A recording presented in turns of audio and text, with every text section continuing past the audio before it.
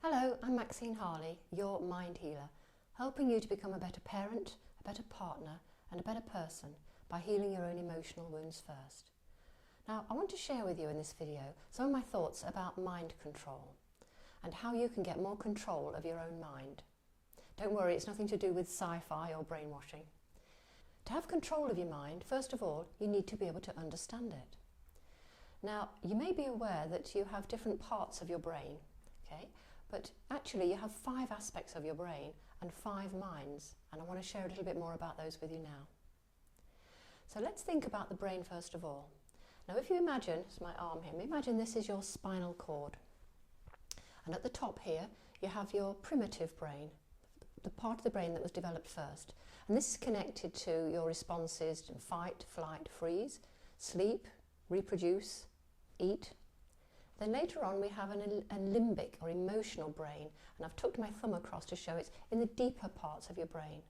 This is our emotional brain.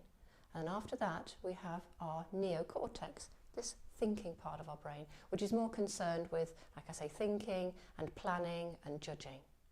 Okay. We also have a left and a right brain, which you've probably heard about too.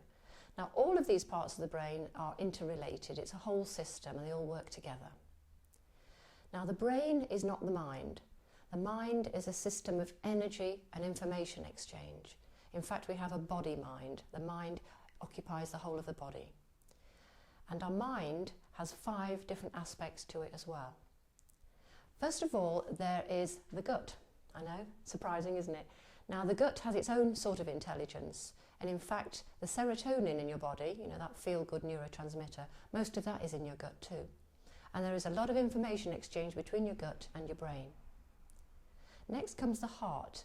Now the heart's got its own large energy field around it, and it has a great deal of connection with the brain too.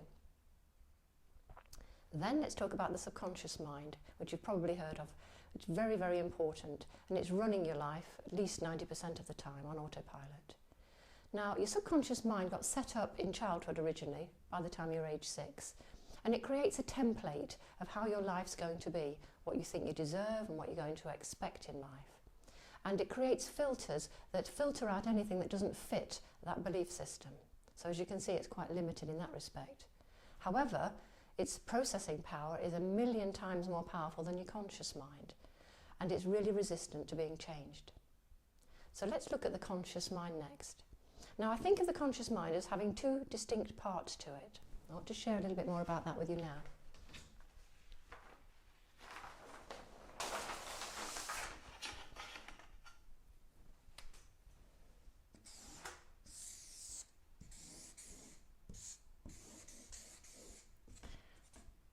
The first part I call PAM, the paying attention mind. Now that's the part of your mind that's hopefully paying attention now, and the part that also helps you to focus and to have a sense of control in your life. So what gets in the way of that?